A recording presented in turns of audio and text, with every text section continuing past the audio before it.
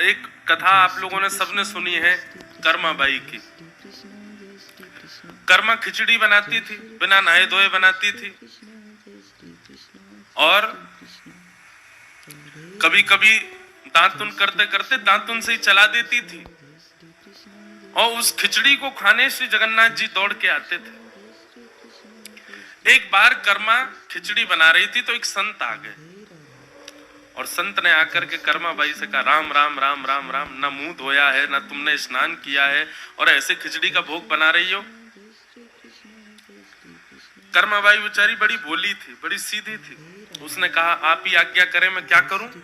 संत ने उसको पूरा लंबा चौड़ा खर्रा दे दिया, बोले इतने नियमों का पालन किया करो तुम। सुबह उठते ही स्नान किया करो, स्नान करने के बाद में शुद्ध वस्त्र धारण किया करो, उसके बाद गौशाला से गोबर लेके आया करो, गोबर में शुद्ध नदी का जल मिला करके गोबर को पतला करके उसका चौका लगाया करो, चौका लगाने के बाद में बर्तन मांजा करो, बर्तन मांज करके सुंदर शुद्ध जल से छिड़काव किया करो, फिर उसको विराजमान किया करो, मुंह पर पट्टी बांधा करो, और उसके बाद सुंदर चमचे लेके आओ वहां से दुकान से, और फिर बढ़िया सुंदर जो है लेकर के ये सामग्री बनाया करो। इन सब्जियों का निषेध किया करो, ये नहीं डालना, ये नहीं करना, ऐसे नहीं करना। कर्मा बाई बोली ठीक है। इससे ठाकुर जी बोले, इससे तो बहुत प्रसन्न हो जाएंगे। अब कर्मा को इससे चिंता नहीं थी कि मैं पवित्र होकर के बनाऊं, मुझको पुण्य मिले, उसको तो केवल यह भाव थी कि शायद संत कह रहे हैं तो इससे शायद जगन्नाथ जी को और सुख मिलेगा।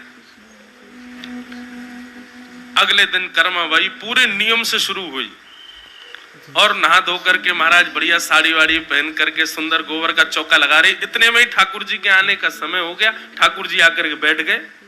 अभी तो कर्मा बाई का चौका ही लग रहा था।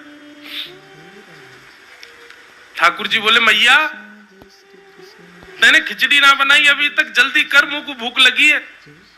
कर्मा बाई बोली, अभी बैठे रहो, अभी नियम चल लो है मेरो। गोबर का चौका लगा रही है, फिर बर्तन मांज रही है, फिर अब ठाकुर जी इतनी देर बैठे बैठे विचार करें, बोले आज मैया कहा है गो। और आज ठाकुर जी बोल के भी नहीं गए कि स्वाद आयो। क्यों? आज स्वाद आयो ही नहीं ठाकुर जी को। ठाकुर जी जाकर के जगन्नाथपुरी पहुंच गए, परंतु आज ठाकुर जी पूरे दिन उदास, ठाकुर जी का मन नहीं लगा। पुजारियों ने पूछा, भगवान आज आपके मुख पर खिचड़ी लगी है, सुबह निश्चित ही आप किसी वैष्णव के यहाँ जाते हैं, पर आज आप मुख प्रक्षालन करके नहीं आए। तो ठाकुर जी उदास होकर के बोले, पता नहीं कहां से कोई महात्मा आ गया है और मेरी मैया को आके दुनिया भर के नियम सिखा गया है, ऐसे बनाओ, ऐसे बनाओ, जे बनाओ, वो बनाओ। तब पुजारियों ने पूछा, भगवान नियम का पालन करना में दोष क्या है?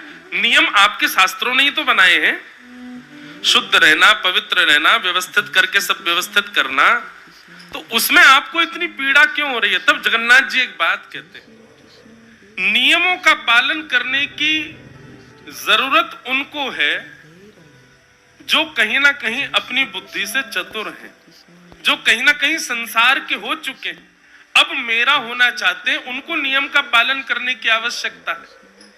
परंतु जो पहले से ही शुद्ध हैं, पवित्र हैं, भोले हैं, सीधे हैं, उनको ज्यादा नियम की आवश्यकता नहीं है।